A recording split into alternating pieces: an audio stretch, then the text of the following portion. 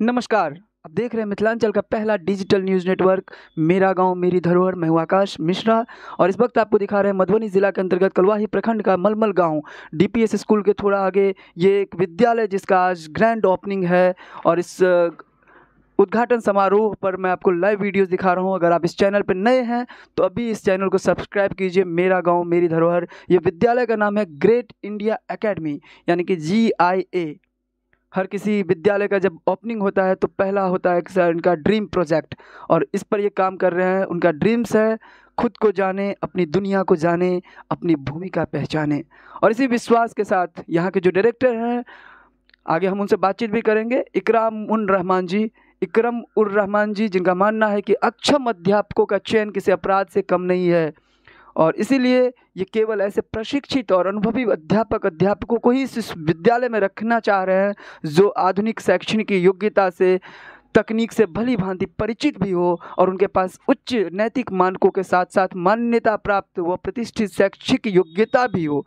इनका मानना है कि सीखने का सिलसिला सिर्फ कक्षा की 4 दीवारों तक सीमित नहीं होता और इनका मिशन तेजी से बदलती दुनिया में अपनी जगह और भूमिका पहचानने में मदद देना, वैश्विक नागरिकों की ऐसी पीढ़ी तैयार करना जिसके पास नैतिक बोध और 21वीं शताब्दियों की चुनौतियों से जूझने के लिए स्थानीय अनुभवों से समृद्ध एक मानवीय दृष्टि हो।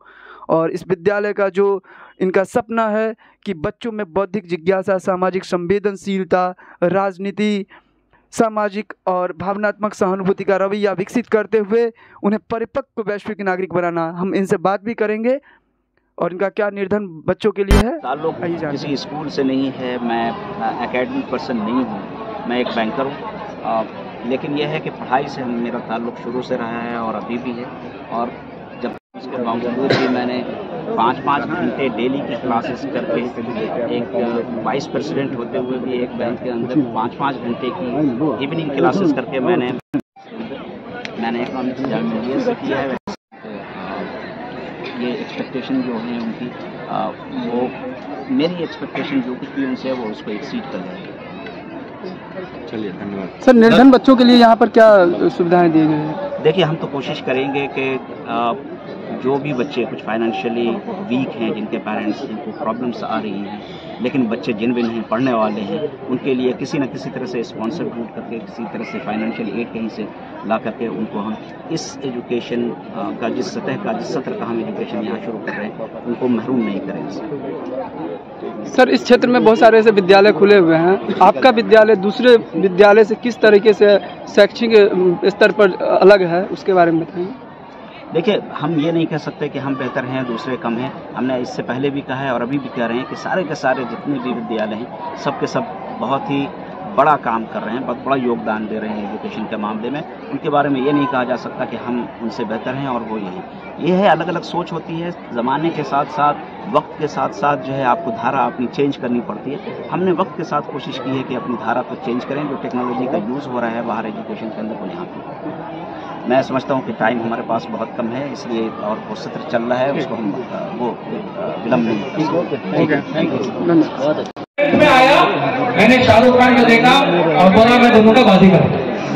जब मैं 9th में आया तो देवेगौड़ा जी PM बने, तो मेरा ड्रीम था मैं PM बनूं। देखिए कितना इंफ्लुएंस होता है पॉलिटिशियंस का, बॉलीवुड का, सेलिब्रिटीज का एक करियर पे। मेरा एम था मैं PM बनूं, में था जर्नलिस्ट बनूं।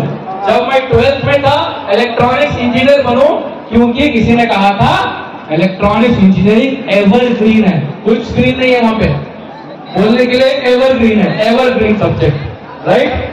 फिर इंजीनियरिंग में दाखिल हुआ तो मैंने किताबें खोली, पढ़ना शुरू किया, तारे जमीन पर, कुछ नहीं घुसा। वैसे मेरा 12th में 89% था, उस जमाने का 89, आज का 98, ओके। लेकिन इंजीनियरिंग की किताबें घुसी नहीं, तो मुझे पता चला कि मैं एक ही काम में अच्छा हूं और उसमें ग्रेट हो सकता हूं, और वो था टॉकिंग। अब प्रॉब्लम यह था कि बात करके पैसा कैसे कमाएं।